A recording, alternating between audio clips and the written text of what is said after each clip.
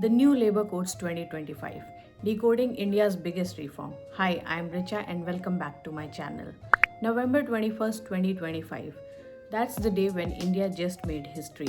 After decades of debate, years of waiting, governments finally did something that will touch the lives of 50 crore workers in this country. They replaced 29 different labor laws, some dating back to the British era, with 4 modern labor codes. Now, if you are thinking labor laws are boring and this doesn't affect me, hold on. Whether you are a salaried professional, a contract worker, a delivery partner associated with Swiggy or Zomato, an urban company professional, or an HR professional trying to figure out what just changed, this affects you. Today I'm breaking down what actually changed, who wins, who needs to adapt, and what you need to do starting now. So let's decode this together. Let's start with understanding the 4 labor codes. Here's what replaced the 29 complicated laws. Number 1. Code of Wages 2019. This ensures that every worker in India, organized or unorganized, gets a minimum wage. It introduced something called as floor wage, a national minimum which no state can go below. Number 2. The Industrial Relations Code 2020. This deals with hiring, firing, unions, and how the disputes get resolved between the company and the workers. Number 3. The Social Security Code 2020. It covers PF, gratuity, health insurance, maternity benefits, and for the first time ever, it covers the gig workers. And here's the 4th one. Occupational Health, Safety and Working Conditions 2020. This covers the working conditions, workplace safety, night shifts for women, health checkups, and more. Why did it take so long? These codes were passed in the parliament back in 2019, but the implementation stalled because every state needed to define and draft its own rules. Finally, after 5 years of back and forth, the centre said, "We are doing it now." Prime Minister Modi called it the most comprehensive labor reforms since independence. Wow. And let me tell you why this matters. What this means for workers and employees. Let's start with people this is supposed to help the most. Here are the big wins. Gratuity after 1 year for fixed term contract. This one is huge. Let me explain with a story. Ramesh works for a startup on a 2-year contract. Under the old rules, he wouldn't get gratuity because the company needed 5 years of continuous service.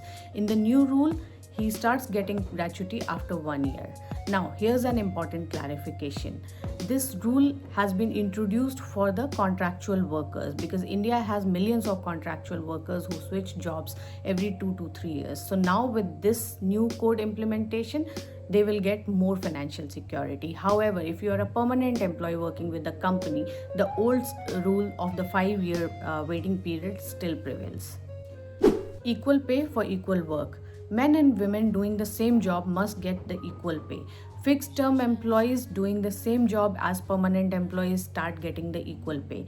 So, no more saying you are on contract so you don't get the medical insurance and other such things. Gig workers get legal recognition.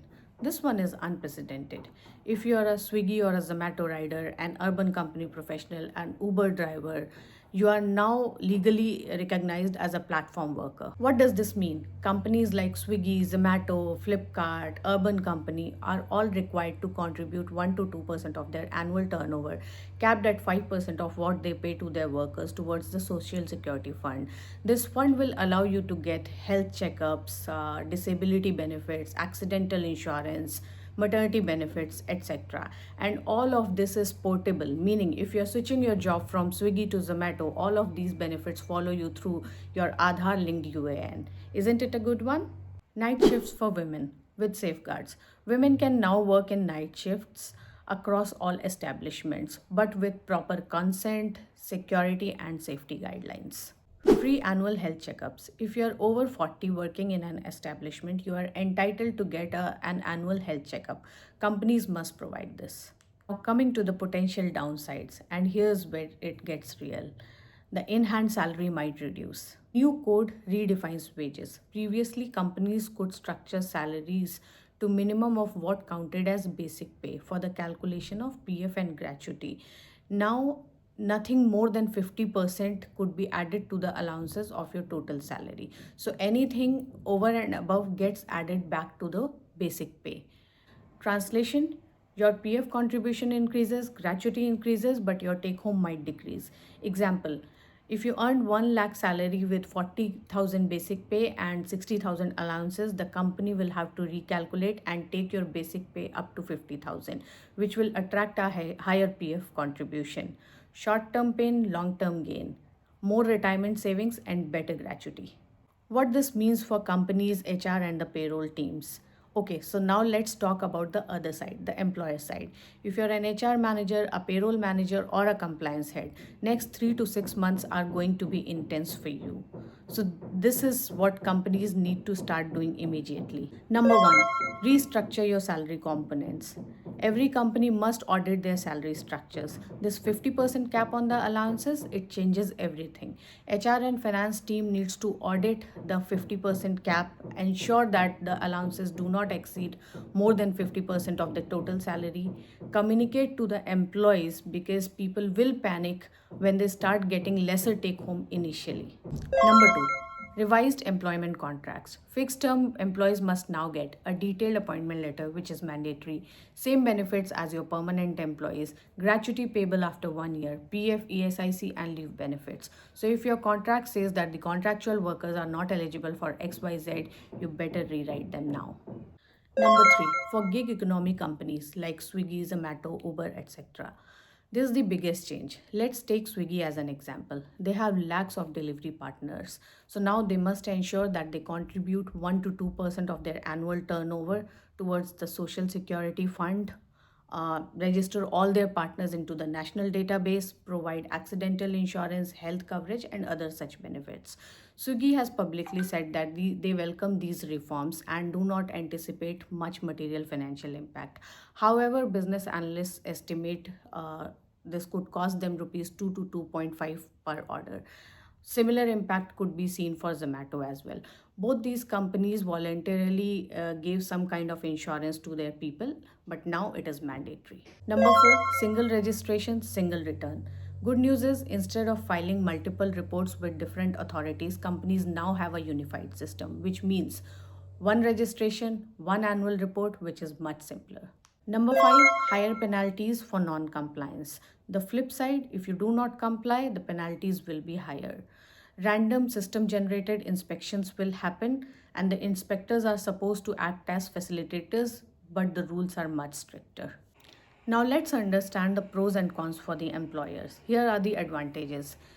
Simplified compliance, one system instead of 29 laws, easier to scale operations, clearer rules, which means less litigation. Cons for the employers, higher costs due to increased PF, gratuity, and social security contributions, administrative burden during transitioning, need to retrain the HR teams and update the payroll software, possible employee resistance to lower take home initially. The gratuity confusion. Let's clear this up. I have been getting questions like, does this 1 year rule applies to all? No. And here's the clarity. So the fixed term employees, the contractual employees who work for more than 1 year, this rule applies to them and this is applicable immediately. For permanent employees, the old rule still prevails, which means when if you're a permanent employee with any company, you get your gratuity after 5 years. So there's nothing which has changed there. Why this difference? Because the government wants to control more and more employment and hiring of the contractual workers and bring them at par with the same benefits with the as the permanent employees. Here are the key takeaways. Let me summarize what actually matters. For employees and workers, if you're a fixed term contract employee or a contract worker, you start getting gratuity after 1 year. This is a big win. Gig workers now have legal protections. Historic moment. Equal pay for equal work is now enforceable. Your PF and gratuity will increase, but your in hand may decrease. You get free annual health checkups if you're 40 years and above. Women can work in night shifts but with safety protocols. Here's what you should do as an employee. Ask your HR how your salary structure changes. Understand the definition of the new wages. If you're a gig worker, check how to register for the Social Security Fund. Save your appointment letter because it is mandatory now. And if you don't have one, ask for it. Key takeaways for HR, payroll, and compliance teams. Audit and restructure all your salary components, 50% cap on all allowances. Rewrite the employment contracts for fixed term employees. Prepare yourself, finance, and your company for increased PF and gratuity liabilities. Train your teams on the new codes. Update the payroll software to reflect the new wage definitions.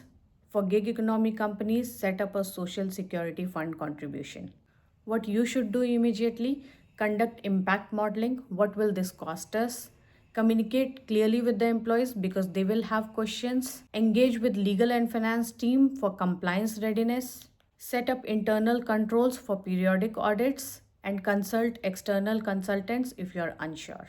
Now coming to the sources and where to learn more from, all the information in this video comes from official notifications from Ministry of Labor and Employment, the 4 labor codes as published on labor.gov.in, reports from Business Standards, ET and the Business Today, statements from Swiggy, Zomato and Uber, and analysis from EY, BDO and JM Financials. If you want to read the actual codes in more detail, visit labor.gov.in. Look, I know labor laws sound boring, but this is one of those moments which actually touches the real life. If you're a delivery partner, you now have a legal protection. If you're a contract employee, you finally get gratuity.